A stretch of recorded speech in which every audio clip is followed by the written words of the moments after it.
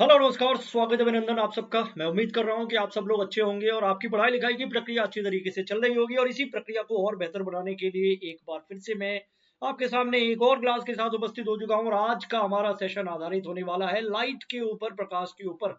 बहुत ही ज्यादा important topic है आपके एग्जाम्स के लिए। और इसके सारे कॉन्सेप्ट को अलग अलग पहलुओं के अंतर्गत, अलग अलग टॉपिक्स के अंतर्गत हम लोग जानने समझने का प्रयास करेंगे। तो ये टॉपिक बहुत ज्यादा महत्वपूर्ण है। लाइट का पहला पार्ट है, पार्ट वन। इसको हम कुछ पार्ट्स में बांट करके अलग अलग टॉपिक्स के हिसाब से समझेंगे।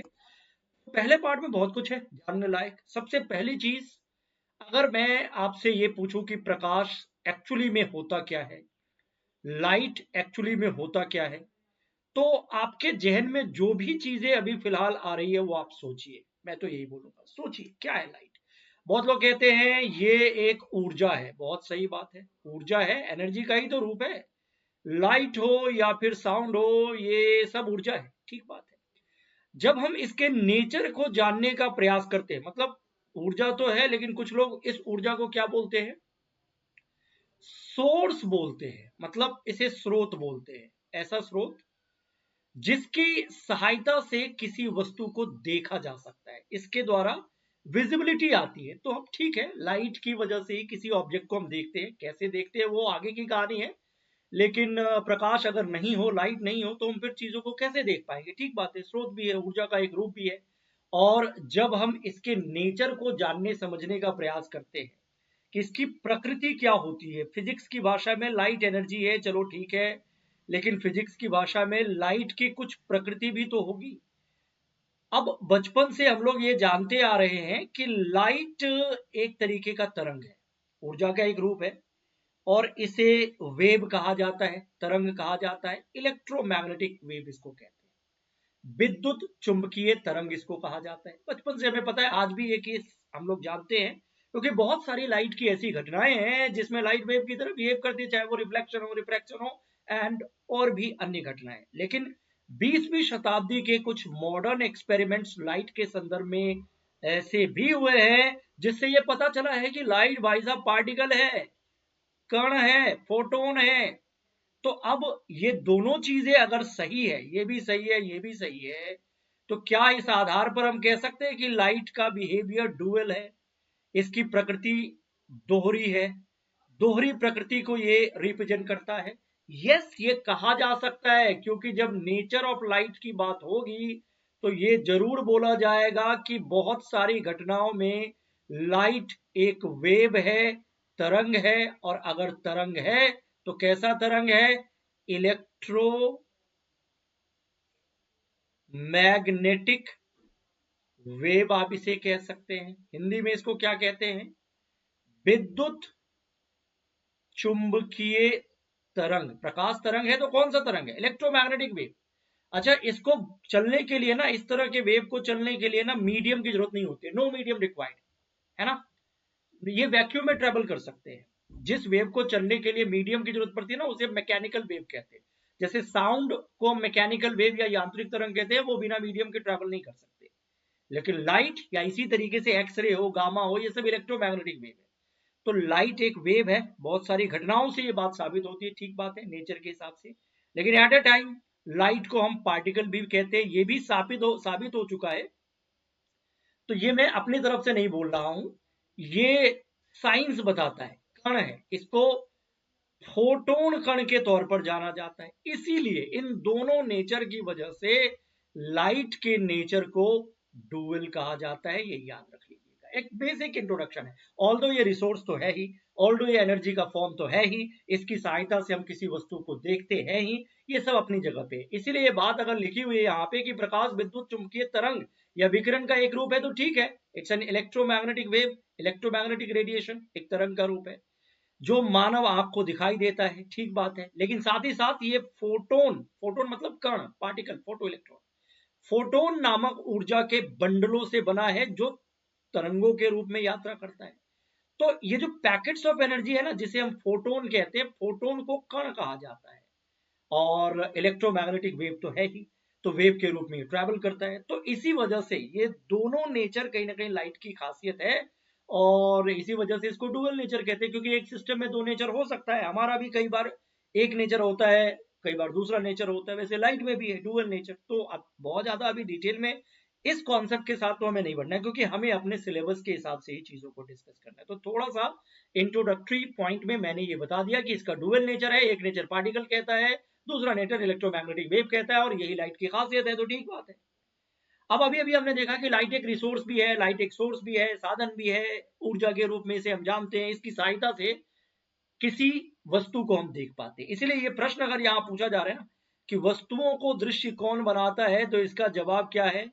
What makes things visible? इसका जवाब है लाइट, प्रकाश।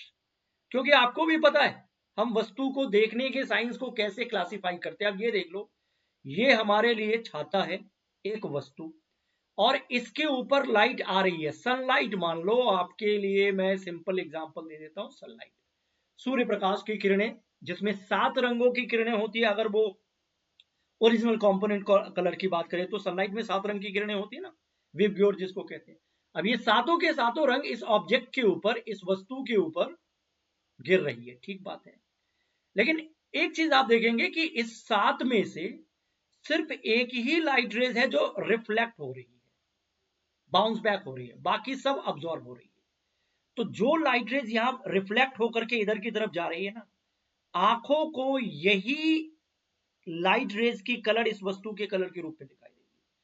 जैसे अगर कोई वस्तु आपको लाल रंग की दिखाई दे रही है, इसका सिंपल साइंस ये है कि अगर उस लाल रंग की वस्तु के ऊपर या उस वस्तु के ऊपर 7 की 7 रंग की सूर्य प्रकाश की किरणें गिर रही है, फिर भी वो वस्तु आपको लाल दिखाई दे रही है, तो इसका मतलब है कि वो लाल रंग की प्रकाश किरणों को रिफ्लेक्ट कर रही है, परावर्तित कर रही है, बाकी को अवशोषित कर रही है।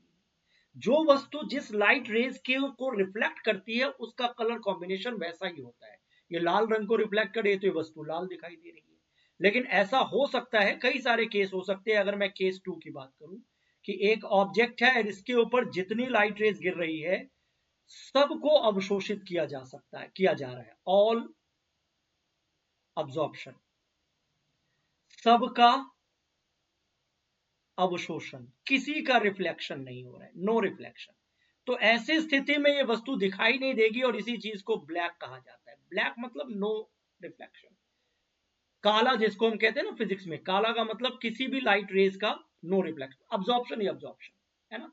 तो ऑल लाइट रेज अगर रिफ्लेक्ट नहीं हो रही है, सब अब्जॉर्ब हो रही है, कुछ भी नहीं रिफ्लेक्ट हो रहा है, तो ये ब्लैक बॉडी है, ठीक है ना। और अगर ऐसा हो जाए कि एक वस्तु के ऊपर लाइट रेज गिर रही है और जितनी लाइट रेज गिर रही है ऑल रिफ्लेक्ट हो रही है, 7 के 7 रंग रिफ्लेक्ट हो रही है, तो 7 रंगों का कंबाइंड इफेक्ट क्या होता है? व्हाइट लाइट रेज होती है। तो एक वस्तु अगर 7 के 7 लाइट रेज को रिफ्लेक्ट करके हमारी आंखों तक एक साथ पहुंचाए, तो हम कह सकते हैं कि वो वस्तु हमारे लिए व्हाइट है। और किसी को भी रिफ्लेक्ट ना करे, सबको अब्सॉर्ब कर ले, तो वो ब्लैक बॉडी है, काली वस्तु है।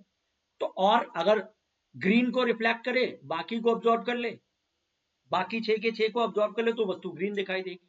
ब्लू को रिफ्लेक्ट करे, बाकी को अब्सॉर्ब कर ले, तो ब्लू दिखाई देगी। तो वस्तु कैसे दिखाई देती है, इसका एक कॉन्सेप्ट है कि वस्तु के ऊपर अगर कहीं से लाइट आ रही है, तो वो वस्तु किस तरीके से लाइट को रिफ्लेक्ट कर रही है, उसके हिसाब से उसका अपीयरेंस डिसाइड होता है। किन लाइट को अवशोषित करती है वस्तु, किन लाइट रेज को रिफ्लेक्ट करती है, एंड सो ऑन। तो अब सवाल उठता है कि क्या वस्तु ऑलवेज ऐसी होती है कि कहीं से लाइट उसके ऊपर आती है और फिर वो रिफ्लेक्ट होकर के आपको विजिबल रूप में दिखाई देती है? क्या यही एक कॉन्सेप्ट है लाइट में? जैसे इस सवाल का तो जवाब मिल गया कि वस्तु को कौन दृश्य बनाता है, तो लाइट तो है, प्रकाश तो है, ठीक बात है। लेकिन एक दूसरा सवाल है, हाउ, कैसे?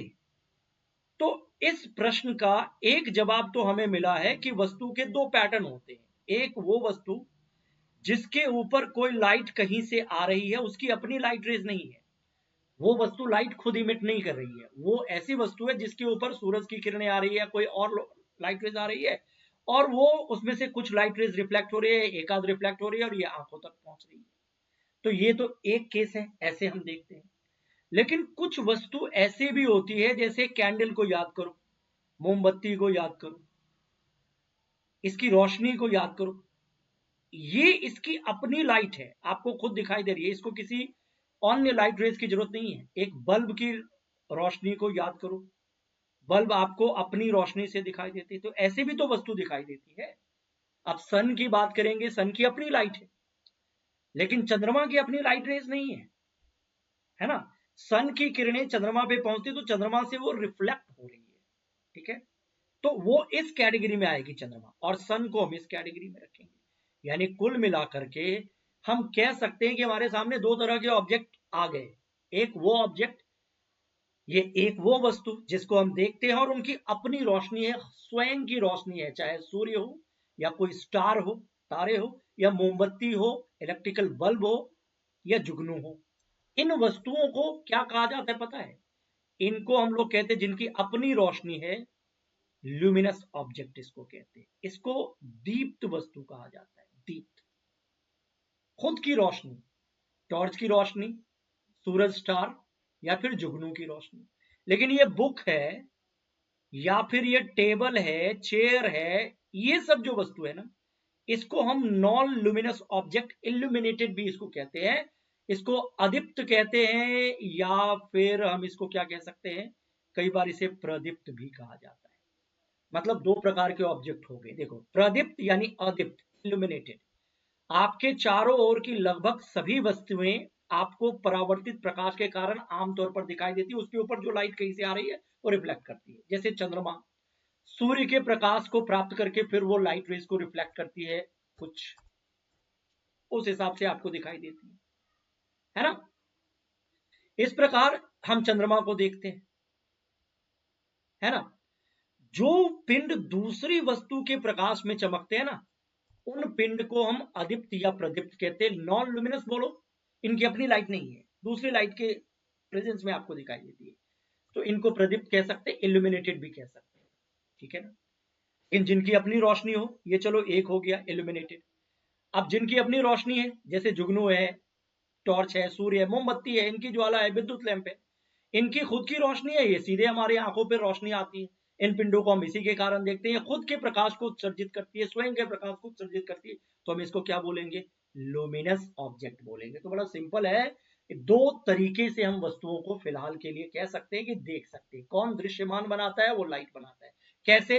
तो हो सकता है उस वस्तु की अपनी लाइट हो, अगर अपनी लाइट हो तो लुमिनस ऑब्जेक्ट, और अपनी नहीं है, किसी दूसरे के लाइट में वो आपको दिखाई देती है, तो इल्यूमिनेटेड या नॉन लुमिनस ऑब्जेक्ट। बाकी स्टार की बात हो, सूरज की बात हो, जुगनू की बात हो, इलेक्ट्रिकल बल्ब की बात हो, तो ये लुमिनस ऑब्जेक्ट है। डन है जी, कोई दिक्कत है? किसी को कोई कंफ्यूजन नहीं होना चाहिए। अब एक और चीज देखो, जब वस्तुओं को आप समझ रहे हो, पढ़ रहे हो, जानने का प्रयास कर रहे हो, एक संदर्भ तो मैंने आपको बताया कि वस्तु की अपनी खुद की रोशनी है या नहीं है, ठीक है ना। उस आधार पर आप लुमिनस, नॉन लुमिनस, या फिर लुमिनस और इल्यूमिनेटेड ऑब्जेक्ट के रूप में उसे क्लासिफाई कर सकते हैं, ठीक है।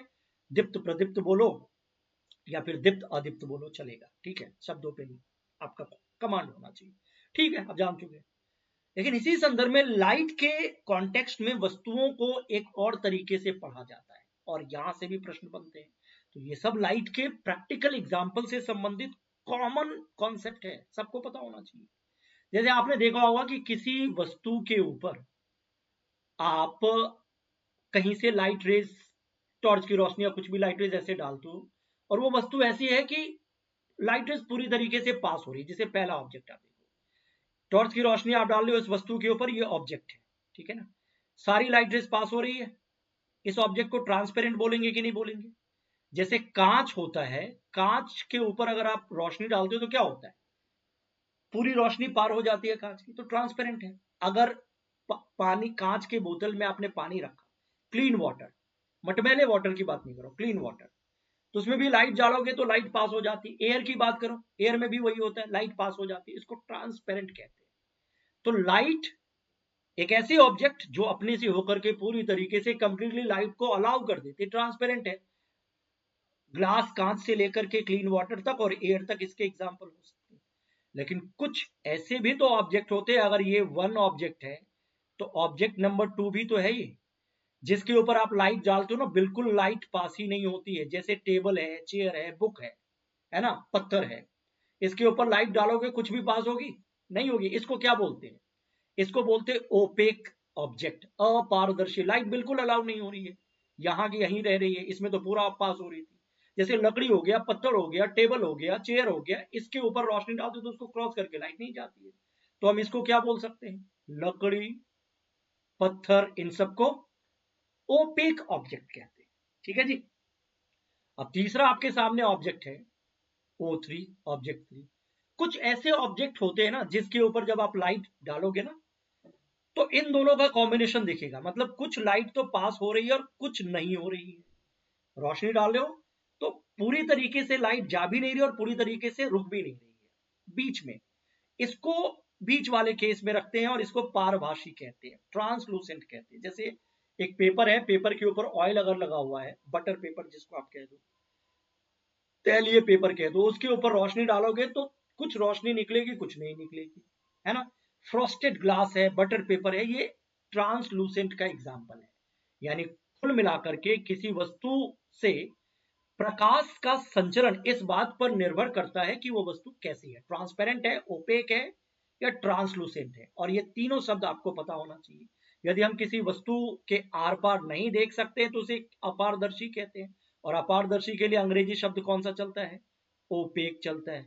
यही था ना, ये देखो, ओपेक, इंग्लिश में देख लो, OPEC. We cannot see, if we cannot see through an object at all, it is an opaque object। तो इसको ओपेक कहते हैं।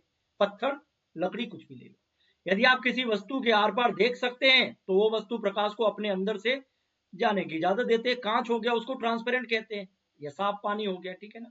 और कुछ वस्तुओं से आर पार तो देख सकते हैं लेकिन बहुत स्पष्ट नहीं देख सकते, बट स्पष्ट नहीं, तो आधा वाला है, इसको पारभासी कहते हैं, ट्रांसलूसेंट कहते हैं। याद रखना है एग्जाम्पल के साथ।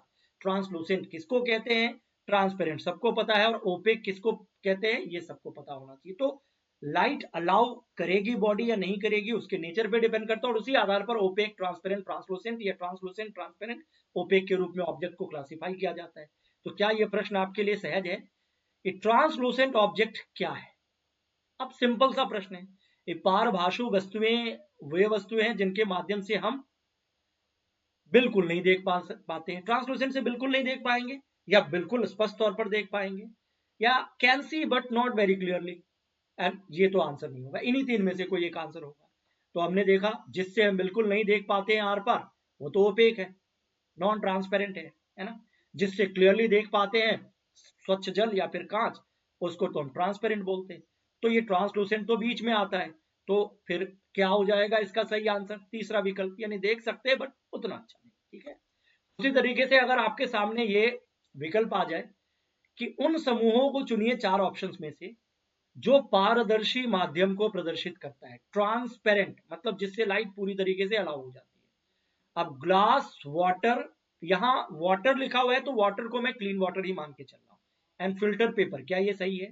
या फिल्टर पेपर, वुड, वुड के कारण हम इसे ट्रांसपेरेंट के कैटेगरी में रख नहीं सकते। पत्थर, लोहा, लकड़ी, ये सब जो है ना, ये ओपेक ऑब्जेक्ट है, तो ये कट गया। अब ये हमारे सामने है ऑप्शन, एक ये वाला और एक ये वाला, ठीक है ना। अब देखो, पानी से लाइट जाती है, ठीक है ना, पारदर्शी है, और ग्लास से भी जाते हैं और एयर से भी जाते हैं, सबसे सही यही है। बाकी फिल्टर पेपर के कारण इसको भी हटा दो, है ना। तो अगर ये हमारे सामने ऑप्शन में है सी, तो कांच, हवा, पानी, इसको हम क्लियर ट्रांसपेरेंट कह सकते हैं, बाकी ऑप्शन से बेस्ट है, ठीक है। और जानकारी यही है आप लोगों के लिए कि आप लोग क्लास यूट्यूब पे भी देखते हो और ऐप पे भी देखते हो। ऐप की क्लास का ही एक तरीके का डेमो है। ऐप पे हम लोग टॉपिक के हिसाब से टू द पॉइंट आपका जितना सिलेबस है एक ही जगह पे कंप्लीट करवाते हैं, और कंटेंट के साथ साथ पैडागोजी दोनों है। और आपके लिए यहाँ पे एक सुविधा भी है, बैच भी है। इस ऐप पे आप जाइए, एक्लोन एजुकेशन ऐप पे, लिंक आपको डिस्क्रिप्शन में मिल जाएगा। और यहाँ पे अगर आप पूरा कंप्लीट कोर्स लेना चाहते हैं डिफरेंट डिफरेंट एग्जाम्स के लिए, अभी सीटेट के लिए है, बाकी और भी कोर्सेज आपको मिल जाएंगे, है ना। तो आप यहाँ इसको डाउनलोड कर लीजिए, रजिस्टर कर लीजिए, और अगर पेड बैच आप लेना चाहते हैं तो पेड बैच ले लीजिए। बाकी फ्री के भी कंटेंट वहां पे उपलब्ध है, जैसे यूट्यूब पे रहता है। ये सब, ये वाला कंटेंट, ये वाला बैच पेड है, ठीक है ना। उसी का डेमो अभी आप देख रहे हैं। ये आपको पीडीएफ नोट्स चाहिए इंटायर सिलेबस का पूरा एनसीईआरटी आधारित complete syllabus, along with pedagogy, science का, साइंस कंटेंट और पैडागोजी, तो ये भी एक बैच ही है, ये आपको मिल जाएगा पेड कोर्स में। और कुछ लोगों को सिर्फ पैडागोजी पढ़ना होता है तो वो भी ले सकते हैं, प्राइस कम है, लेकिन ये भी आप ले सकते हैं। 3 पेड बैच अभी फिलहाल आप लोगों के लिए है। बाकी फ्री पीडीएफ भी उपलब्ध है, तो वो भी आप फ्री वाले सेगमेंट में जाके देख सकते हैं। जो पेड है वो वाला फ्री में नहीं है, लेकिन फ्री वाला फ्री में है, ठीक है ना। चलो अभी आ जाते हैं टॉपिक के ऊपर। तो आप लोग YouTube चैनल तो फॉलो करते हो, ठीक बात है। ऐप ये है, इसको जा करके आपको डाउनलोड करना है, क्योंकि पेड बैच सब यहीं पे मिलेगा। Echelon education, echelon education type कर लो गूगल प्ले स्टोर पे, एंड्रॉइड फोन से डाउनलोड कर लो, और फिर आप बाकी पढ़ाई करो, जैसे भी आपको पढ़ना है, आपकी मर्जी। ऑप्शंस आपके लिए मैंने बना रखे हैं कि जो जो चाहिए आपको मिल जाएगा। चलो अब थोड़ा सा आगे बढ़ जाते हैं लाइट की दुनिया में, थोड़ा सा एक स्टेप आगे बढ़ने का प्रयास करते हैं। कुछ तो हमने सीखा, बहुत बढ़िया। ऑब्जेक्ट को क्लासिफाई करने के संदर्भ में हमने ये कॉन्सेप्ट देखा कि कुछ ऑब्जेक्ट लुमिनस है, कुछ नॉन लुमिनस है, कुछ को ट्रांसपेरेंट, ट्रांसलूसेंट और ओपेक के कैटेगरी में क्लासिफाई करते हैं, ठीक बात है। अब थोड़ा सा शैडो की बात कर ले। किसकी बात हो रही है? छाया, इमेज की बात नहीं हो रही है, शैडो। छाया तो जानते हो ना, जैसे कैसे बनता है। मान लो दीवार पे आपने छाया बनते हुए देखा होगा, जमीन पे आपने छाया बनते हुए देखा। तो सपोज करो ये एक दीवार है, वॉल है। वॉल, अगर इसके ऊपर आप छाया देखते हो तो ये वॉल एक तरीके से स्क्रीन है, पर्दा है, क्योंकि बिना पर्दा के तो छाया नहीं बन सकती ना, ठीक है ना। मतलब देखोगे कहां, तो स्क्रीन है। और लाइट भी चाहिए, जैसे मान लो ये आपके पास एक टॉर्च है, और इस टॉर्च से रोशनी आ रही है, ठीक है, लाइट आ रही है, ठीक है, ऐसे मान लो संकेत के रूप में दिखा रहा हूं। तो ये हो गया सोर्स, सोर्स ऑफ लाइट, प्रकाश के स्रोत। टॉर्च है या कोई अन्य रोशनी है जो जिससे लाइट आती है, प्रकाश का स्रोत, ठीक है भाई। और यहां पे स्क्रीन है, ये हमने स्क्रीन ले लिया, 2 पॉइंट ले लिया। अब शैडो किसी ऑब्जेक्ट का बनेगा ना, तो अगर इस लाइट के रास्ते में कोई एक ऑब्जेक्ट आ जाए, देखो मैं क्या बोल रहा हूं, ध्यान से सुनो। अगर लाइट के रास्ते में मतलब ऑब्जेक्ट आ जाए, यहां भी आ जाए, यहां भी आ जाए, रास्ते में आ जाए, कोई जरूरी नहीं कि यही हो, यहां भी हो सकता है ऑब्जेक्ट, यहां भी हो सकता है। और ये ऑब्जेक्ट कैसा होना चाहिए? अपारदर्शी, जिससे लाइट पास नहीं हो, ओपेक होनी चाहिए, ठीक है ना, ओपेक। तो अगर प्रकाश के रास्ते में अपारदर्शी वस्तु आ जाए, तो इसी वस्तु का शैडो यहां स्क्रीन पे बनता है। शैडो छोटा हो सकता है, बड़ा हो सकता है, डिपेंड करता है। जैसे टॉर्च है, और ये हाथ अगर आप ऐसे रखते हो ना, और ये हाथ एक तरीके से अपारदर्शी वस्तु हो गया, इस हाथ का शैडो आप दीवार पे देख सकते हो। अच्छा, शैडो छोटा बड़ा भी होता है, आपने देखा होगा कि जब आप इसको ऐसे पास लाते हो तो शैडो का शेप चेंज हो जाता है, जब इसे दूर ले जाते हो तो चेंज होता है। तो ये सब कॉन्सेप्ट है। पहली बात तो शैडो वास्तव रूप में क्या है? जब लाइट के रास्ते में कोई ओपेक ऑब्जेक्ट आ जाए, तो सामने किसी दीवार पे या किसी स्क्रीन पे उसकी छाया बन जाती है ना। This is something shadow. एक काला धब्बा है शैडो हमेशा। कोई, और देखो एक चीज याद रखना कि आप वस्तु लाल रखो, पीली रखो, नीली रखो, उससे कोई फर्क नहीं पड़ता है, शैडो ऑलवेज ब्लैक बनता है, कलरफुल नहीं बनता है, ये याद रखना है। तो इसीलिए इसको काला धब्बा कहते हैं, इट्स अ ब्लैक स्पॉट। ये छाया एक काला धब्बा है, जो तब बनता है जब अपारदर्शी, पारदर्शी नहीं, अपारदर्शी यानी ओपेक वस्तु प्रकाश के मार्ग में आ जाती है। ऐसा इसलिए होता है क्योंकि प्रकाश सीधी रेखा में यात्रा करती है, और यदि प्रकाश के बीच में कोई बाधा उत्पन्न हो तो प्रकाश वहां से गुजर नहीं पाती है, पास नहीं कर पाती है। और ऑब्जेक्ट कौन सी है? जो अपने से अलाउ भी नहीं करती है लाइट को, ओपेक ऑब्जेक्ट है। तो इसी वजह से काला धब्बा बनता है। दैट इज, ये स्क्रीन पे बनता है, दीवार या फिर कोई भी चीज स्क्रीन के रूप में उपलब्ध हो सकती है। स्क्रीन चाहिए, यानी छाया बनने के लिए लाइट सोर्स, ओपेक ऑब्जेक्ट और स्क्रीन चाहिए, तीन चीजें चाहिए। और छाया छोटी बड़ी किस तरीके की बनेगी, उसका आकार अपारदर्शी वस्तुओं और प्रकाश स्रोत के बीच की दूरी पर निर्भर करता है। वस्तु और लाइट के मेन चीज यही है। अब वस्तु, मान लो वस्तु ही बहुत छोटी होगी तो उसी हिसाब, उसी अनुपात में छाया बनेगी, और वस्तु बहुत बड़ी बनेगी तो उसी अनुपात में बनेगी, वो अलग बात है।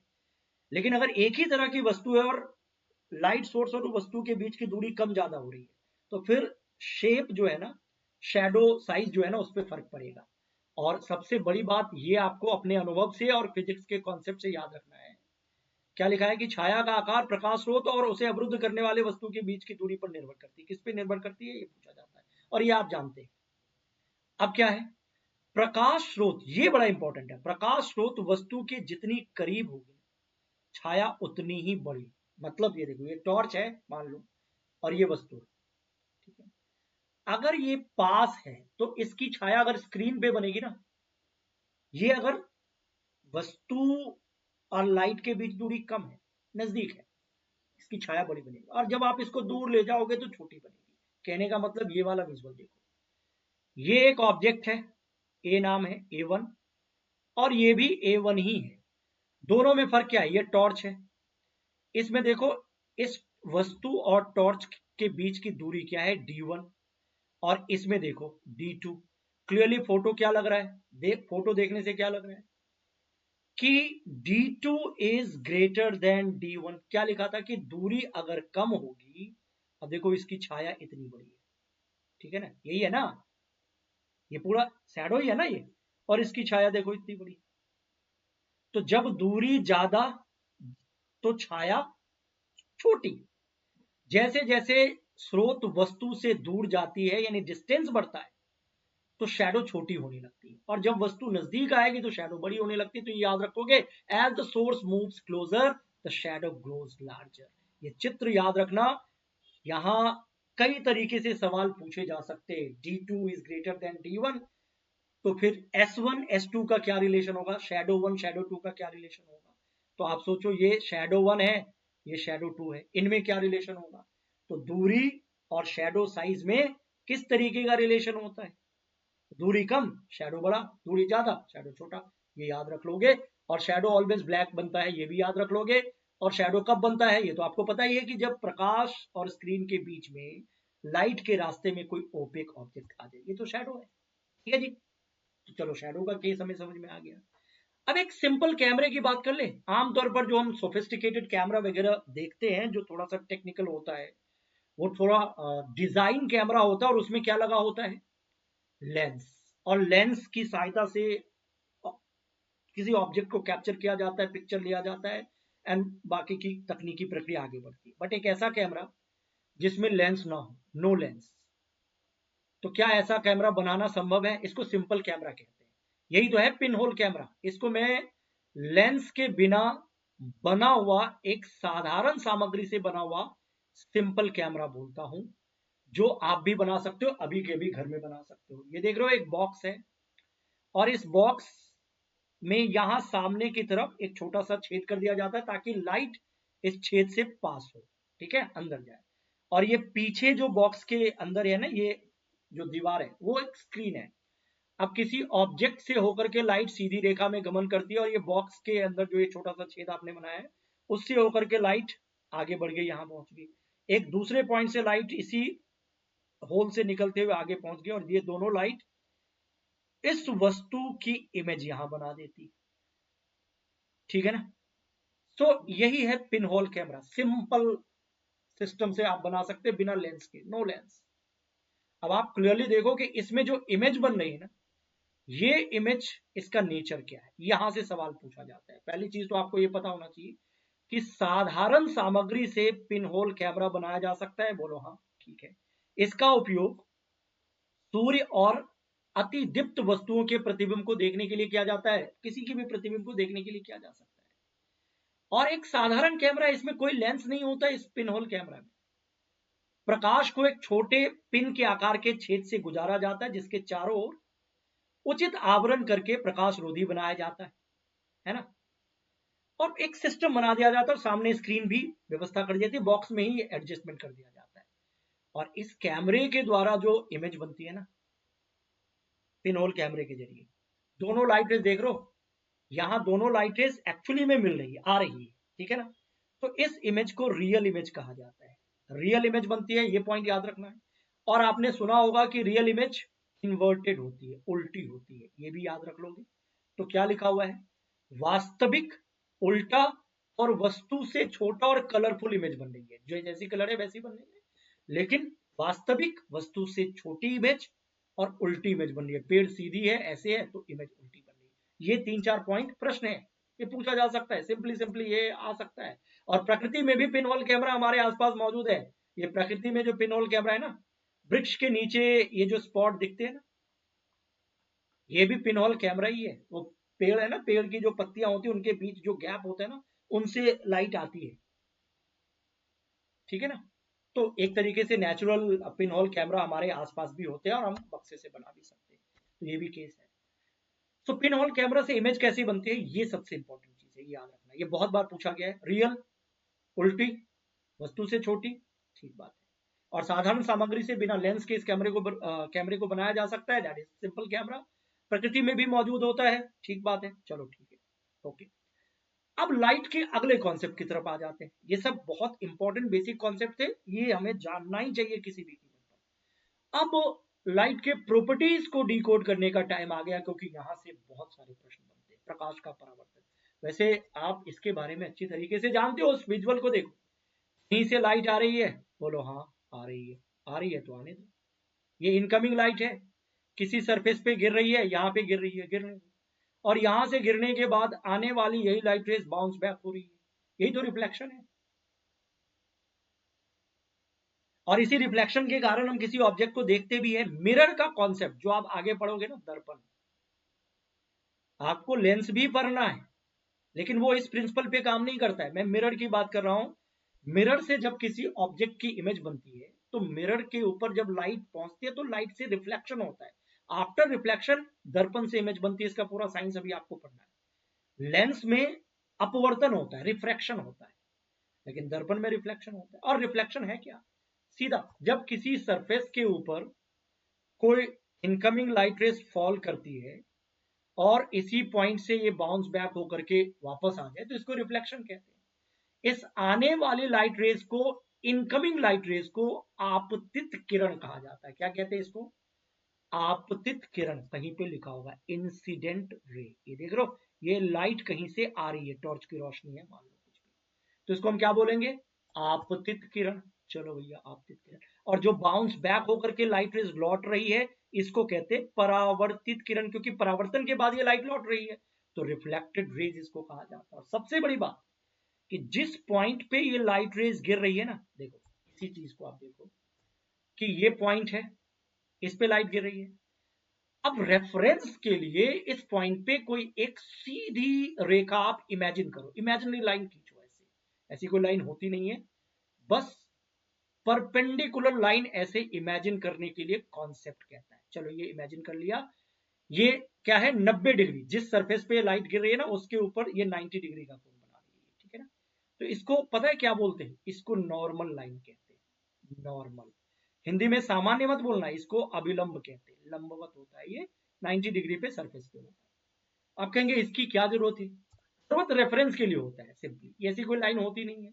अगर ये लाइन खींच दो ना, नॉर्मल लाइन, तो कहीं ना कहीं नॉर्मल के इस साइड आपतन वाला केस हो जाता है और इस साइड परावर्तन वाला केस हो जाता है, तो कम से कम रेफरेंस तो क्लियर हो जाता है तो भैया ये नॉर्मल लाइन है, अविलंब है, इस वाला पूरा ये इलाका आपतन वाला है और इधर वाला परावर्तन वाला है, ठीक बात है। अब यहां से एक एंगल का केस बनता है कि जब लाइट कहीं से आ रही है तो इस नॉर्मल के साथ आने वाली लाइट रेस कोई ना कोई एंगल बनाएगी। ये वाले जो एंगल है, अब ये 30 डिग्री है, 40 डिग्री है, 60 डिग्री है, नहीं पता, लेकिन मान लो कोई एंगल है, तो इस एंगल को आपतन कोण कहते हैं। ध्यान से समझिए मैं क्या बोल रहा हूं, बेसिक बच्चों की तरह मैं आपको बता रहा हूं। 30 डिग्री है, मान लो ये 40 भी हो सकता है, 60 भी हो सकता है, कुछ भी हो सकता है। तो नॉर्मल और इसके साथ जो कोण बनता है, मैं आपको नाम लिख दूं, ये देखो, ये एक्स है, ओ है, एन है और ये वाई है। तो मैं किस एंगल की बात कर रहा हूं, एंगल एक्स ओ एन, ये होता है आपतन कोण, एंगल ऑफ इंसिडेंस, ठीक है। और ये वाला जो है इसको आई बोलेंगे, और ये आर है, angle Y O N, Y O N, इसको परावर्तन कोण कहते हैं। तो ये चीज आपको सीधे सीधे इसलिए याद रखनी है क्योंकि एक एंगल मुझे यहां भी दिख रहा है, जैसे अगर मैं इसको ए लिख दूं और मान लो इसको बी लिख दूं, और ये नाम क्या था, ये एक्स, ये वाई, ये एन है, ठीक है ना। तो अब अगर मेरे से कोई पूछेगा, देखो ध्यान से सुनिए मैं क्या बोल रहा हूं, अगर मेरे से कोई पूछेगा यहाँ आपतन कोण कितना है, तो ये तो 30 है, क्योंकि आपतन कोण नॉर्मल और इनकमिंग लाइट रेज के बीच का एंगल है, ये वाला है। अब मेरे से कोई पूछेगा कि एंगल एक्स ओ ए क्या है, क्या ये आई है, आपतन कोण है, एक्स ओ ए, ये आपतन कोण नहीं है, इसकी वैल्यू कितनी हो जाएगी पता है? इंटायर कोण की वैल्यू अगर मैं कहता हूं आपके सामने, ये पूरा का पूरा 90 है, इसमें से ये वाला 60 है, तो ये वाली वैल्यू कितनी हो जाएगी? मतलब ये पूरा का पूरा 90 और ये 30 है, तो 90 माइनस 30 यानी कि ये 60 हो जाएगा। सरफेस के साथ जो आपतन कोण, आपतित किरण का कोण बन रहा है ना, वो 60 है, और नॉर्मल के साथ जो बन रहा है वो 30 है। तो आई ये वाला होता है, नीचे वाला नहीं होता है, याद रखिएगा। उसी तरीके से आर ये वाला होता है, ये वाला नहीं होता है। ठीक है ना? ये सीधा सीधा केस है। और एक और चीज याद रखिएगा कि जब रिफ्लेक्शन, लाइट की, प्रकाश की परावर्तन की घटना होती है ना, तो एक होता है रेगुलर रिफ्लेक्शन, यानी कोई लाइट रेज आ रही है और इस पॉइंट पे चिकनी सतह पे गिर रही है, यहां से बाउंस होगी। पैरेलल लाइट रेज आ रही है और दूसरी लाइट रेज इस पॉइंट पे गिरी और सेम डायरेक्शन में बाउंस होगी। तीसरी लाइट रेज आ रही है, फिर इस पैटर्न से सेम डायरेक्शन में बाउंस हो रही है, इसको हम रेगुलर रिफ्लेक्शन कहते हैं। लेकिन खुरदरी सतह पे लाइट गिर रही है, तो जैसे ये लाइट रेज गिर रही है और यहां से रिफ्लेक्शन इधर की तरफ हो रहा है, लेकिन दूसरी लाइट रेज जो गिर रही है ये किसी और सरफेस पे गिर रही है, खुरदरी सतह है ना, एक जैसी तो है ना, इसका रिफ्लेक्शन इधर हो रहा है, तो इसको डिफ्यूज रिफ्लेक्शन कहते हैं, इररेगुलर रिफ्लेक्शन कहते हैं।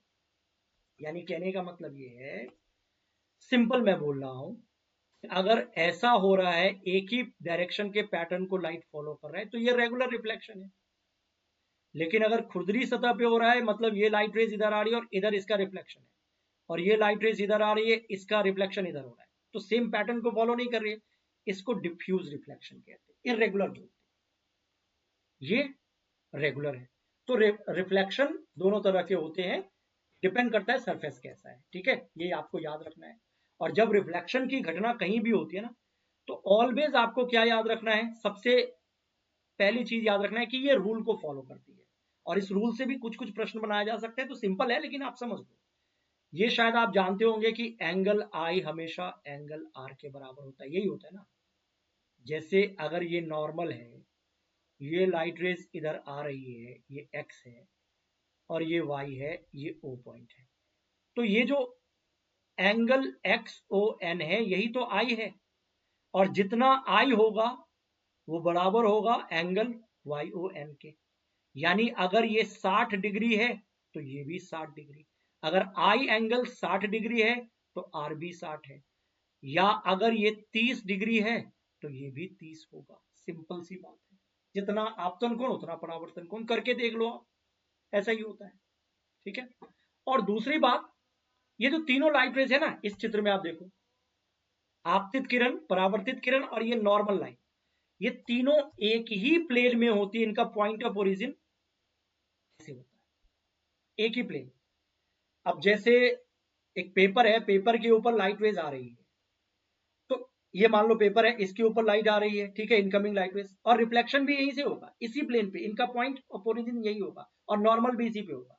अगर इस पेपर का एक वाला हिस्सा ऐसे काट दो ना, ऐसे ऐसे कर दो, आधा पेपर ऐसे रहने दो और बाकी पेपर ऐसे कर दो, ये प्लेन ही हटा दो, तो ये रिफ्लेक्टेड लाइट इज नीचे की तरफ नहीं जाएगी, उसी प्लेन पे रहता है। कहने का मतलब इन तीनों का पॉइंट ऑफ ओरिजिन एक ही होता है। इसलिए दूसरा नियम क्या कहता है? दूसरा नियम कहता है कि आपतित किरण आई वाला, एंगल की बात नहीं कर रहा हूं, आई आर बोल रहा हूं, ऐसे ऐसे लिख दो, I R, incidence ray, reflected rays and normal line N, ये तीनों एक ही प्लेन में होते हैं, सेम प्लेन में होते हैं, पॉइंट ऑफ ओरिजिन एक ही होते हैं।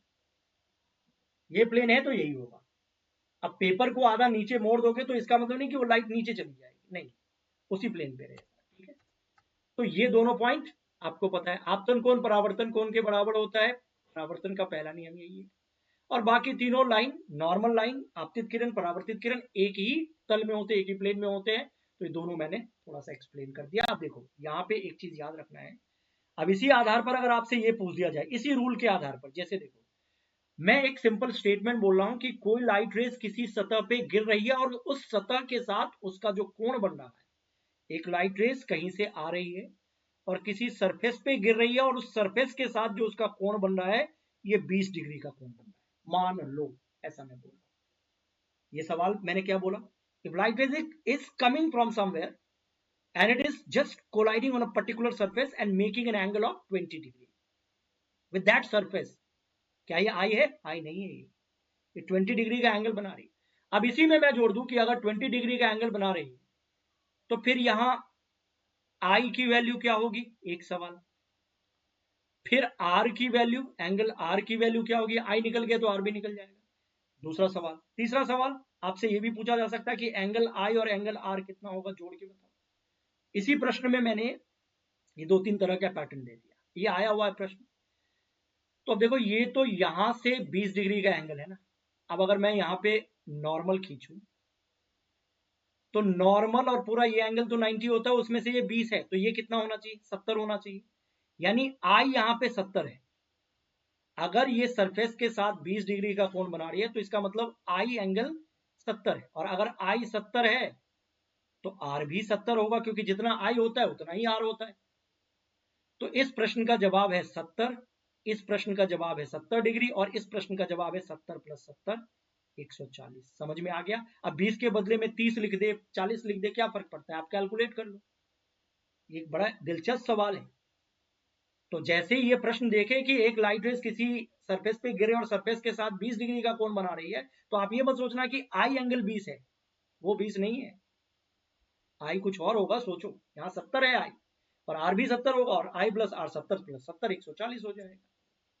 अब एक और सवाल यहाँ पे आता है, ये भी आते हैं प्रश्न, कि अगर मान लो एक सरफेस है और उसके ऊपर ऐसे परपेंडिकुलर, जैसे नॉर्मल होता है ना, ये तो कोई लाइन है नहीं, ये तो इमेजिनरी लाइन है, और इसके ऊपर मैं लाइट खींच दूं, मतलब इसके ऊपर लाइट डालू, एक सरफेस पे ऐसे 90 डिग्री पे लाइट रेज डालू, क्योंकि हमें पता है कि जब सरफेस के ऊपर लाइट तिरछी होकर के गिरती है ना, ये तब ये एंगल मिलता है, और जितना ये एंगल होता है 30, तो ये वाला भी 30 ही होता है। ठीक है, ये बात तो हम जानते हैं। लेकिन अभी इस बार हमने नॉर्मल के ऊपर ही लाइट को गिरा दिया, समथिंग लाइक दिस। आप देख रहे हो? तो अगर परपेंडिकुलरली ही लाइट गिर रही है तो पहली बात तो आई एंगल कितना होगा, ये सोचो। अब आई एंगल क्या होता है, इसके नॉर्मल का और इनकमिंग लाइट रेज के बीच का एंगल। अब नॉर्मल यही है, लेकिन लाइट इसी के ऊपर गिर रही, तो आई तो 0, परपेंडिकुलरली गिर रही है ना, उसी लाइन पे गिरे, तो आई तो कुछ भी नहीं, 0। और अगर आई 0 तो लाइट भी उसी रास्ते से वापस लौट जाएगी, पक्का उसी रास्ते से वापस लौटेगी, आर भी 0।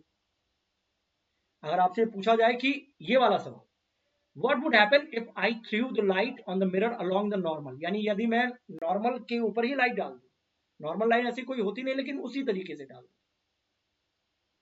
तो क्या होगा? तो आप कहेंगे लाइट जैसे आएगी सेम रास्ते से वापस लौट आएगी। देख रहे हो आप? यदि दर्पण पर प्रकाश अभिलंब के अनुदिश आपतित हो, दिस वन लाइक दिस, तो आपतन कोण 0 होंगे और वो परावर्तन के बराबर होंगे। तो incoming I would be equal to R, that is 0, और 0 का मतलब जैसे आया है वैसे ही लौट आएगा, सेम रास्ते से। तो ये दोनों आपके सामने प्रश्न के रूप में याद रखना है आपको, दोनों केस। अच्छा, उसके बाद ये वाला, ये सब, ये प्लेन मिरर है, ये सरफेस है, गोलीय दर्पण है। दर्पण कैसे भी हो, समतल दर्पण हो, अवतल हो, उत्तल हो, आई बराबर आर होता ही है। जितना ये 30 डिग्री का आई है तो ये आर 30 डिग्री का ही होगा, है ना। चाहे इसमें देखो, इसमें देखो, समतल दर्पण हो, अवतल दर्पण हो, तो कोई भी सरफेस हो, परावर्तन का नियम सबके लिए लागू होता है, ऐसे याद रख सकते हो इन जनरल। ठीक है, तो फिलहाल ये पॉइंट हमने देखा। अब अगर हमने हमारे सामने एक प्रश्न के रूप में ये प्रश्न आ जाए कि जब प्रकाश की कोई किरण किसी सतह पर लंबवत आपतित होती है, ऐसे गिर रही है, इसका मतलब नॉर्मल पे ही गिर रही है, तो परावर्तित किरण क्या होगी? क्या इस सतह के समानांतर होगी, ऐसी होगी ना, ये हो ही नहीं सकता है। या जैसी आई है वैसी लौट आएगी, यानी सतह के लंबवत होगी, ये वाला। या सतह के साथ कोई एंगल बनाएगी, न्यून कोण या कोई और एंगल बनाएगी। देखो सीधा सीधा इसका जवाब है ये वाला, परपेंडिकुलरली अगर गिर रही है तो परपेंडिकुलरली ही वापस बाउंस बैक होगी। इस केस से ये प्रश्न आ गया, ये वाले केस से। ठीक है, तो डन है।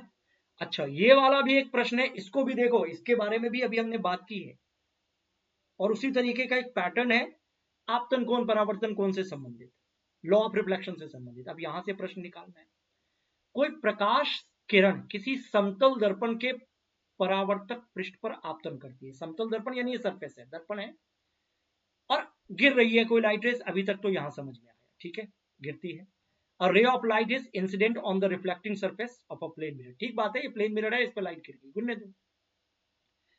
If the incident ray makes an angle of 40 degree with the reflecting surface, यदि आपतित किरण पृष्ठ से जिस सतह पे गिर रही है ना उसके साथ 40 डिग्री का कोण बना रही है, यानी ये वाला एंगल 40 है, ये आपतन कोण नहीं है, this is not equal to I. समझ में आया? इतना समझ में आ गया तो आधा सवाल का जवाब यहीं से मिल जाएगा। अगर ऐसा है तो आपतित किरण और परावर्तित किरण के बीच का कोण कितना होगा? मतलब अब मान लो अब यहां ये नॉर्मल है और अब ये परावर्तन होगा। अब आपसे पूछा जा रहा है, ये O है, ये X है, Y है, आपसे पूछा जा रहा है आपतित किरण तो ये है ना और परावर्तित किरण ये है, यानी कि एंगल XOY कितना होगा भाई साहब? अब ये देखो, ये है I, ये है R, तो एंगल XOY कितना होगा? एंगल XOY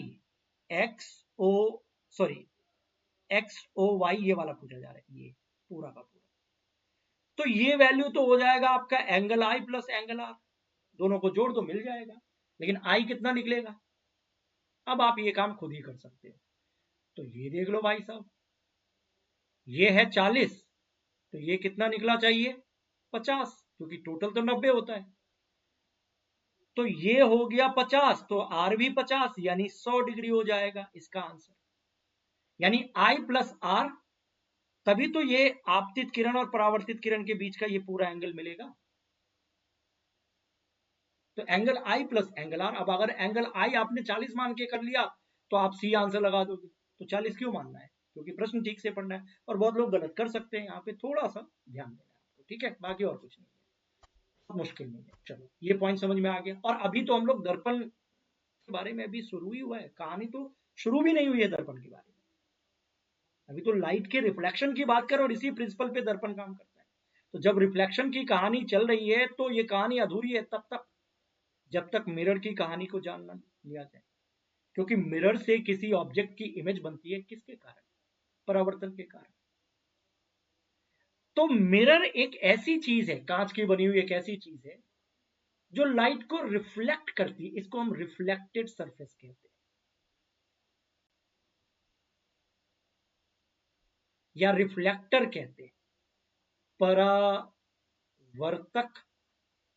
सतह कहते हैं, क्योंकि लाइट का परावर्तन होता है और इससे किसी ऑब्जेक्ट की इमेज बनती है। और जब हम दर्पण को जानने समझने का प्रयास करते हैं तो सीधे सीधे मैं आपको बता दूं कि कैटेगरी के हिसाब से हम 3 तरह के मिरर को पढ़ते हैं सिलेबस के अकॉर्डिंग, जहां से हमारे प्रश्न बनते हैं। एक होता है समतल दर्पण, जो अभी हम पढ़ने वाले हैं, प्लेन मिरर इसको कहते हैं, प्लेन मिरर। दूसरा होता है अवतल धसा हुआ तल, कॉनकेव मिरर, मिरर की बात हो रही है। और तीसरा होता है उत्तल धसा हुआ तल, नहीं उठा हुआ तल, कॉन्वेक्स। जैसे चम्मच का अंदर वाला हिस्सा होता है ना, ये वाला, ये होता है कॉनकेव अवतल, और ये जो होता है ना चम्मच का ऊपर वाला हिस्सा, इसको हम कहते हैं कॉन्वेक्स उत्तल। ये गोलीय दर्पण है। अब ये अवतल उत्तल जो भी है हम बात करेंगे भाई साहब, ये हमारे लिए है, ये सिलेबस में है, हमें पढ़ना है। तो पहले हम पहले की बात क्यों ना करें, इसकी बात बाद में कर लेंगे। ये ऐसा होता है, ऐसे तो आपने देखा होगा, और ये ऐसा होता है, ये दूसरा तीसरा बाद में, पहले पहले की बात कर ले। पहला कैसा होता है? तो पहला पहले जैसा होता है, ऐसे एक ऐसी कांच की सतह जिसका परावर्तक सतह मतलब जिससे लाइट वापस आती है, टकराती है, रिफ्लेक्ट होती है, एकदम प्लेन हो, सीधा हो, सपाट हो, ये कांच है। और इधर पीछे आपने कोई लेप चढ़ा दिया, लेप में आमतौर पर सिल्वर का मान लो लेप चढ़ा दिया, सिल्वर कोट चढ़ा दिया, ठीक है ना। क्यों चढ़ा दिया? क्योंकि नहीं चढ़ाओगे तो ये तो ट्रांसपेरेंट है ना लाइट, कांच, तो लाइट तो निकल जाएगी, पास हो जाएगी, तब काएगा मिरर, रिफ्लेक्शन तो होगा नहीं। तो आप पीछे आपने इसको वो बनाने के लिए, नॉन ट्रांसपेरेंट बनाने के लिए अपने लेप चढ़ा दिया। चलो सिल्वर का चढ़ा दिया, मरकरी लेड ऑक्साइड का भी चढ़ा सकते हो, सिल्वर चढ़ा दे, ठीक है। अब यहां से अगर कोई लाइट रेज आ रही है तो देखो ये लाइट रेज अब रिफ्लेक्ट होगी, तो अब इस रिफ्लेक्टेड सरफेस को आप क्या बोलेंगे, सीधा सपाट ही बोलेंगे ना। तो इसको प्लेन मिरर नहीं बोलेंगे, समतल दर्पण नहीं बोलेंगे, बिल्कुल बोलेंगे, यही तो है समतल दर्पण। एक ऐसा दर्पण जिसका परावर्तक सतह सीधा सपाट होता है उसे हम प्लेन मिरर कहते हैं। और एक नोट आगे प्लेन मिरर की कहानी को डिकोड करने से पहले, क्योंकि उसमें कई सारे पॉइंट हैं, एक फैक्चुअल इंफॉर्मेशन रखिए, याद रखिएगा कि the first mirror was made by German scientist Justus von Liebig, या लिबिग भी इनको कहते हैं, ये नाम याद रखोगे, बड़ा नाम है ये मिरर के साइंस में। पहला दर्पण ये जर्मन वैज्ञानिक जस्टिस वॉन लिबिग ने या लाइबिग ने बनाया था। उन्होंने इस दर्पण को बनाने के लिए चांदी के धातु के साथ साधारण कांच के टुकड़े की समतल सतह को लेपित किया था। तो वो जो हम लोग सिल्वर कोटिंग का पैटर्न समझते हैं ना, जानते हैं ना, इनकी खोज इन्होंने ही की थी। So first ever mirror was made by German scientist Liebig. He coated plain surface of a piece of ordinary glass with silver metal for making this mirror. और इसीलिए इसको ना सिल्वर्ड ग्लास मिरर कहा गया था, क्योंकि सिल्वर लेप करके इन्होंने कांच से मिरर बनाया था। थैंक टू हिम, इन्होंने पहली बार में ये सोचा। तो लाइबिग का नाम याद रख सकते हो, बाकी ये याद रखो ना रखो, आगे की कहानी ज्यादा इंपॉर्टेंट है। ये फैक्चुअल पॉइंट था। अब प्लेन मिरर तो भाई साहब समझ में आ गया कि चलो ये दर्पण होता है और इमेज बनती होगी। यहाँ पे पढ़ना क्या है आपके एग्जाम के लिए, एग्जाम पॉइंट ऑफ व्यू से क्या पढ़ना चाहिए, दो बातें बहुत इंपॉर्टेंट है।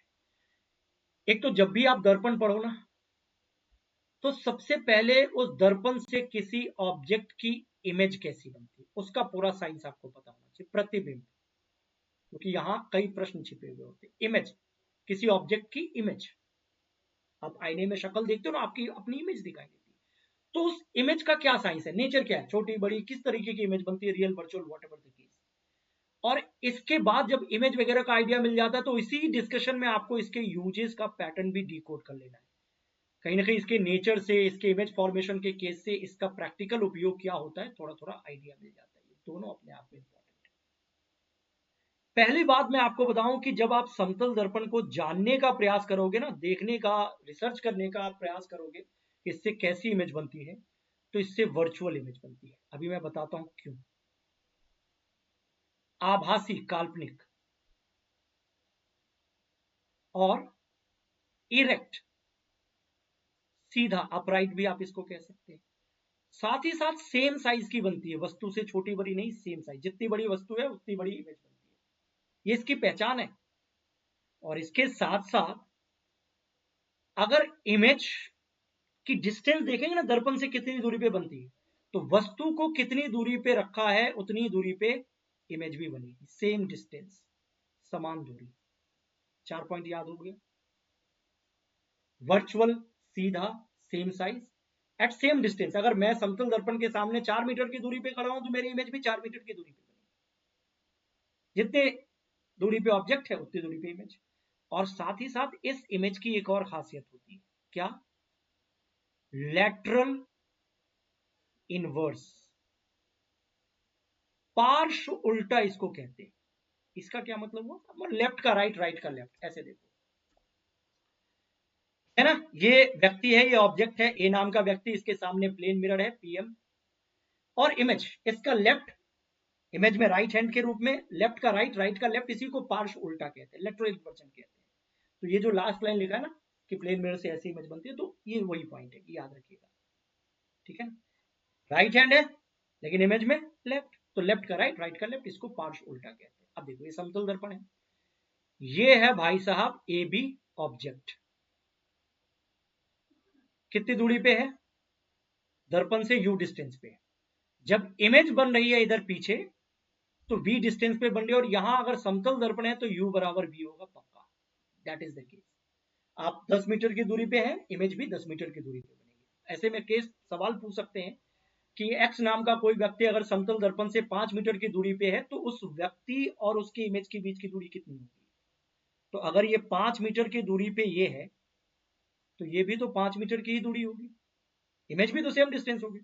तो उस व्यक्ति और उस इमेज के बीच की दूरी 5 + 5 कितनी हो जाएगी, टोटल 10। अगर 4 मीटर की दूरी पे कोई ऑब्जेक्ट है तो उस वस्तु और इमेज के बीच की दूरी 4 + 4 8 सेम डिस्टेंस पे बनती है। और देख रहे हो सेम साइज, जितना बड़ा ये है उतना बड़ा ये। और कैसे बन रही है इमेज देखो, रियल में लाइट रेज यहां मिल नहीं रही है, इस वस्तु से एक लाइट रेज ऐसे चल रही है और यहां जाकर के सेम रास्ते से वापस आ गई, क्योंकि परपेंडिकुलरली गिर रही है इस सरफेस पे। एक दूसरी लाइट रेज ऐसे जा रही है और यहां पहुंच के ये ऐसे रिफ्लेक्ट होकर के आ गई।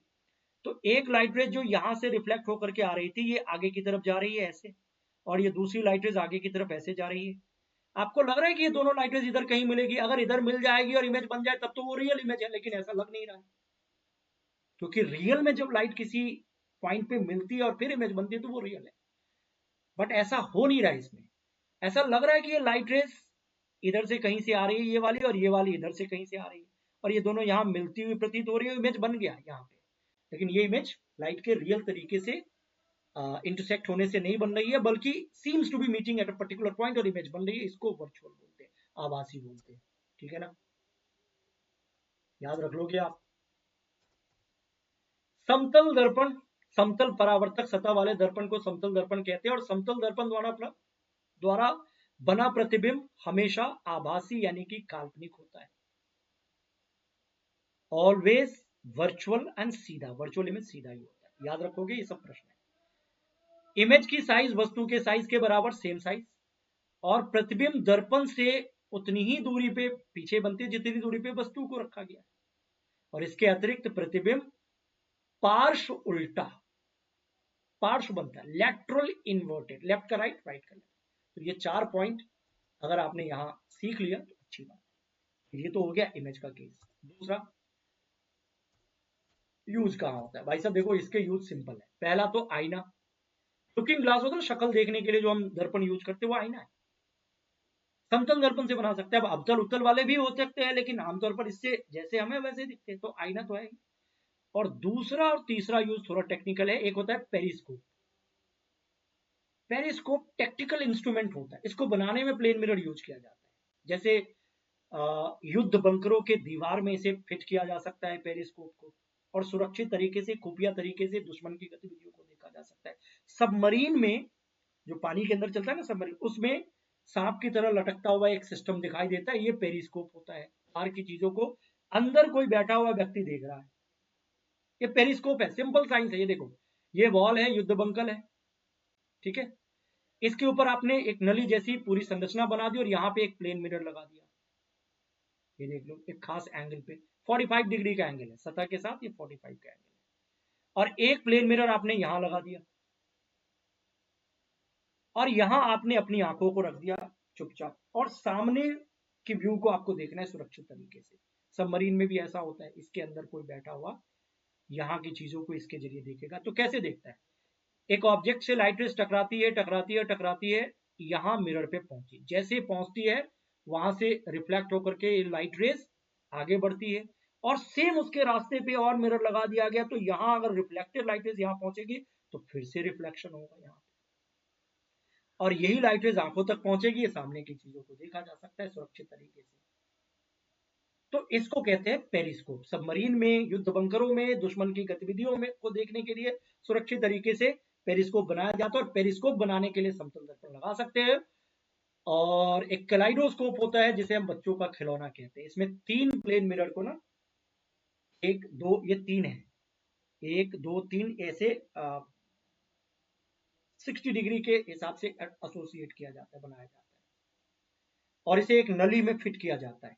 ठीक है ना, इन तीनों मिरर को एक नली में फिट किया जाता है, फिर इसके ऊपर कैप, इसके नीचे कुछ सिस्टम लगाया जाता है, और यहाँ पे ना एक छोटा सा छेद किया जाता है इस नली में। ठीक है, कैलाइडोस्कोप कैसे बनता है वो मैं आपको बता रहा हूँ। 3 प्लेन मिरर को ऐसे 1 2 3, जैसे वो प्रिज्म टाइप का नहीं होता वैसे बना दो, 60 डिग्री पे एसोसिएट करके एक नली में फिट करो। यहाँ पे एक कार्डबोर्ड लगाओ, एक छोटा सा छेद करो, और नीचे भी लगाओ, और नीचे कांच के कुछ टुकड़ियों को डाल दो, ऐसे चमकदार कुछ कांच के टुकड़ियों को डालो, और जब आप ऐसे इसको घुमाओगे ना तो मल्टीपल रिफ्लेक्शंस बनते हैं। मल्टीपल रिफ्लेक्शंस के कारण बहुत सारे कलरफुल पैटर्न दिखाई देते हैं, और बच्चे इन कलरफुल पैटर्न को देख के खुश हो जाते हैं। यही है कैलाइडोस्कोप, बच्चों का खिलौना इस तरीके का। एक बार जो कलर पैटर्न बन गया दोबारा नहीं बनता इसमें, नीचे कांच की चूड़ी डाल दो और ऐसे इसको घुमाओ, मल्टीपल रिफ्लेक्शन के कारण रंग बिरंगे कलरफुल अपीयरेंस आपको दिखाई देंगे। तो कैलाइडोस्कोप को बच्चों का खिलौना बोलोगे? हाँ बोल दो, चलेगा। हालांकि आजकल फैशन डिजाइनर, क्राफ्ट पर्सन इसका इस्तेमाल कलर इन्वेंशन के लिए करते हैं, नए नए प्रकार के कलर पैटर्न को री इन्वेंट करने के लिए करते हैं। तो खिलौना भी है और इसका अपना कमर्शियल महत्व भी है। तो आईना, पेरिस्कोप और कैलाइडोस्कोप बनाने में समतल दर्पण का उपयोग किया जाता है। और इन दोनों केस के बाद एक पॉइंट और मैं बोलूंगा कि समतल दर्पण के बारे में याद रख लीजिए, जहां से प्रश्न बहुत बार पूछे गए, मैं यहीं पे नोट में बता देता हूं।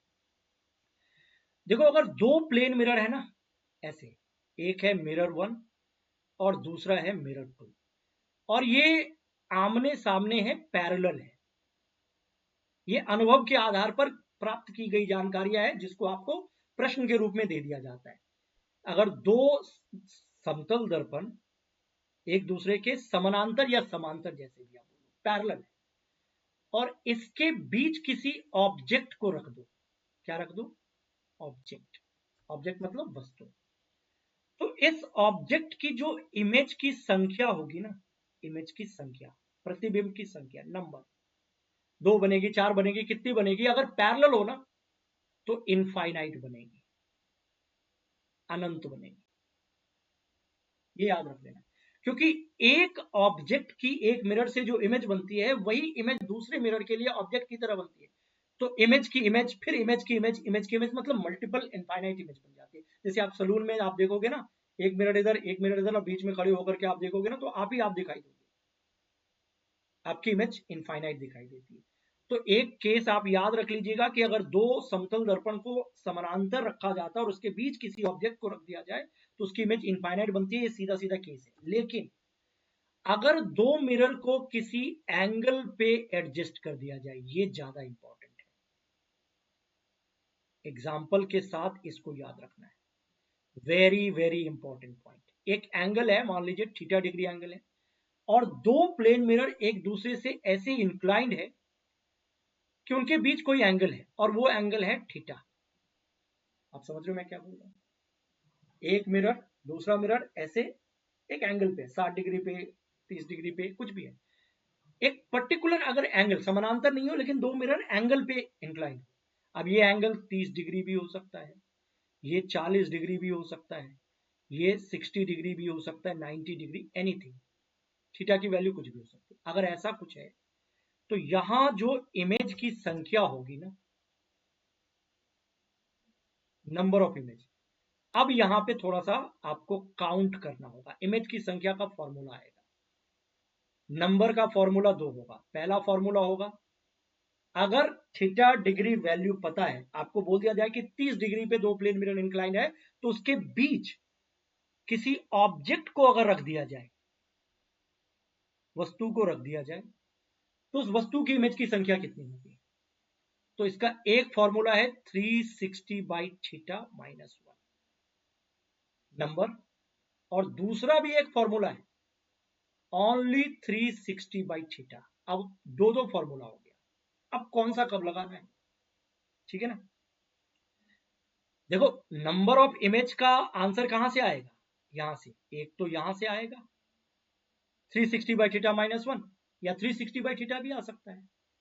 लेकिन रियल आंसर होगा क्या? दो केस में से तो कोई एक आंसर होना चाहिए। तो अब ये वाला आंसर आपको देना है या ये वाला आंसर देना है, ये डिपेंड करता है कि 360 बाई थीटा की वैल्यू क्या आ रही है। इस पे डिसाइड होगा कि -1 करे या ना करे। अगर मैं सिंपली आपसे बोलूं 360 बाई थीटा की वैल्यू 4 आए, 6 आए, 8 आए, कोई सम संख्या आए, सम संख्या मतलब इवन नंबर, तो फाइनल आंसर हो जाएगा 360 बाई थीटा माइनस 1। तब आप -1 करो, यानी 360 बाई थीटा की वैल्यू 4 आए तो इमेज हो जाएगा 4 - 1 3। आंसर हमेशा ऑड में होता है। अगर 360 बाई थीटा की वैल्यू मान लीजिए 6 आए तो आंसर हो जाएगा 5। एक केस ये है। लेकिन अगर 360 बाई थीटा की वैल्यू पहले से 9 आ रही है, 360 बाई थीटा की वैल्यू पहले से 7 आ रही है, -1 मत करो, आंसर ऑलवेज 360/थीटा ही होगा। आपको समझ में आ रहा है मैं क्या बोल रहा हूँ? आप पहले देखो कि 360/थीटा की वैल्यू क्या आ रही है। अगर 4, 6, 8, 10 आए इस तरीके से सम संख्या तो -1 करके आंसर बताओ। लेकिन अगर पहले ही 9 आ रही है, ये वैल्यू पहले ही 7 आ रही है, तो -1 मत करो। जैसे कि अगर मैं आपसे कहता हूं एक एग्जाम्पल के तौर पर, अगर थीटा बराबर 30 डिग्री है तो इमेज की संख्या कितनी होगी? एन बराबर क्या होगा? तो पहले 360/थीटा निकालो। 360/30 कितना होगा? ठीक है, तो ये कितना होगा आपको निकालना है, 12। अब 12 इवन है या ऑड है? इमेज की संख्या बताओ। 12 इवन है, -1 11 बोलोगे। फिर मैं आपसे कहूं कि 360/60 हो तो क्या होगा? 6। और 6 में से एक 5 माइनस करोगे। फिर मैं आपसे कहूं, कुछ भी पूछ सकता है, देखो आप समझो पहले। 360/90 के केस में क्या होगा? 4। तो 4 इवन नंबर है, -1 करो, 3 आंसर होगा। अगर 360/थीटा 4 आ रहा है तो 1 माइनस किया, 12 आ रहा है तो 1 माइनस किया, 6 आ रहा है तो 1 माइनस किया, ऑड नंबर है। लेकिन अगर 360/थीटा ऐसा आ जाए, 9 आए, तो -1 मत करो, यही 9 आंसर हो जाएगा। बात इतनी सी मैं बोल रहा हूं। पहले देखो 360/थीटा की वैल्यू क्या आ रही है। मैं क्या बोल रहा हूं, एक बार फिर से बोल रहा हूं। इमेज की संख्या या तो ऐसे निकलेगी या ऐसे निकलेगी। अब ये होगा कि नहीं होगा, ये इस बात पे डिपेंड करता है कि 360/थीटा की वैल्यू कितनी आ रही है। अगर 360/थीटा की वैल्यू 4, 6, 8, 10, 12 कुछ आए तो -1 करो और फिर आंसर बताओ। और अगर ये पहले से ही 9 आ रही है, 7 आ रही है, तो वही आंसर छोड़ दो। -1 तब होता है जब 360/थीटा कोई सम संख्या को रिप्रेजेंट करता है। ठीक है, मुझे लगता है ये पॉइंट आपको समझ में आ गया। ये लिखा भी है कि यदि किसी वस्तु का प्रतिबिंब एक दूसरे की ओर झुके हुए दो समतल दर्पणों में देखा जाए, किसी वस्तु को रख करके देखा जाए, तो एक से अधिक प्रतिबिंब बनते हैं और प्रतिबिंबों की संख्या दर्पणों के बीच के एंगल पर डिपेंड करता है। एक दूसरे से अगर ए एंगल, थीटा के बदले यहाँ पे ए लिखा हुआ है, कोई बात नहीं, ए एंगल पर दो समतल दर्पण झुके हों तो उनके बीच प्रतिबिंबों की संख्या 360/a-1 होगी या फिर 360/a होगी। ये जो मैंने बोला वही लिखा हुआ है। अब यदि 360/a का मान सम संख्या है, इवन नंबर हो, 2, 4, 6, 8, तो प्रतिबिंब की संख्या 360/a-1 -1 कर दो। और अगर ये पहले से ही विषम आ जाए तो -1 मत करो, वही आंसर बता दो। मुझे लगता है ये सबको समझ में आ गया होगा, किसी को कोई दिक्कत नहीं। एक बार दोबारा देख लो, कोई दिक्कत नहीं। अब ये प्रश्न अगर आपके सामने आ गया कि समतल दर्पण में बने प्रतिबिंबों के संदर्भ में कौन सा कथन सही है, इनमें से चुन के बताओगे। पहला इनपुट है कि प्रतिबिंब सीधा बनता है, पक्का सीधा तो बनता है, ये बात सही है। प्रतिबिंब वास्तविक, मोटे अक्षरों में बोलो कि समतल दर्पण से वास्तविक नहीं वर्चुअल आभासी काल्पनिक इमेज बनती है, तो ये लाइन गलत है। जहां ऑप्शन में मुझे ये दिख जाएगा वो मैं काटूंगा काटूंगा। आगे नहीं भी पता है तो आंसर मिल गया, क्योंकि बी बहुत बड़ा झूठ लिखा हुआ है, समतल दर्पण में वास्तविक इमेज नहीं बनती। ये भी सही है, बाकी ये भी सही है, तो बी आंसर। ए सी डी को लेकर के मैं बता रहा हूं, क्योंकि बी इनपुट ही गलत है, इसको छोड़ के बाकी सब सही है, तो आंसर बी हो जाएगा। लेकिन बी मतलब दूसरा आंसर हो जाएगा। ठीक है, अब एक और प्रश्न देखो कि श्यामा किसी समतल दर्पण के सामने 1 मीटर की दूरी पे खड़ी है। ये श्यामा 1 मीटर की दूरी पे, और श्यामा की इमेज तो ऑब्वियसली 1 मीटर की दूरी पे ही यहाँ पे बनेगी पीछे, है ना। अगर श्यामा 2 कदम पीछे हट जाती है, अब नया श्यामा का पोजीशन ये हो गया, पीछे हटना मतलब पीछे, तो उसके इमेज में क्या परिवर्तन होगा? देखो इमेज भी पीछे चली जाएगी, लेकिन इमेज के साइज में कोई परिवर्तन नहीं होगा, नेचर में कोई परिवर्तन नहीं होगा, क्योंकि सेम डिस्टेंस पे इमेज बनती है। तो पहला इनपुट लिखा है कि साइज सेम, साइज बढ़ता है प्रतिबिंब का ना, भैया बढ़ेगा कैसे? अगर दर्पण समतल है तो इमेज वही की वही रहेगी, सेम साइज की ऑब्जेक्ट, सेम साइज की इमेज, तो ये तो हो ही नहीं सकता है, पहला नहीं होगा।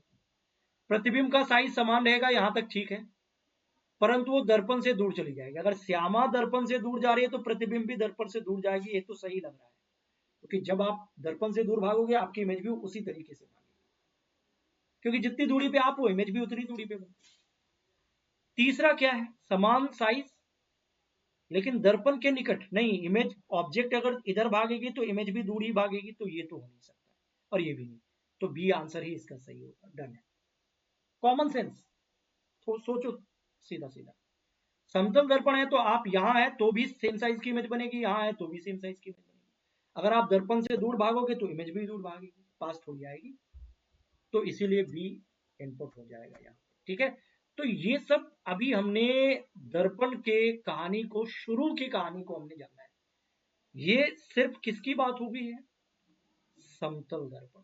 ठीक है, इसका मतलब आगे आगे भी तो है ना भाई साहब, अवतल, उत्तल, फिर लेंस, ये दर्पण की बात कर रहे हैं, कॉनकेव, कॉन्वेक्स, ये भी है। ठीक है ना, तो ये आगे पढ़ेंगे नेक्स्ट। तो फिलहाल के लिए इतना ही मैं बोलूंगा, इस तरीके से सारे पैटर्न को आपको पढ़ना है। आगे मिलते हैं अगली क्लास में। Okay, bye bye, all the best.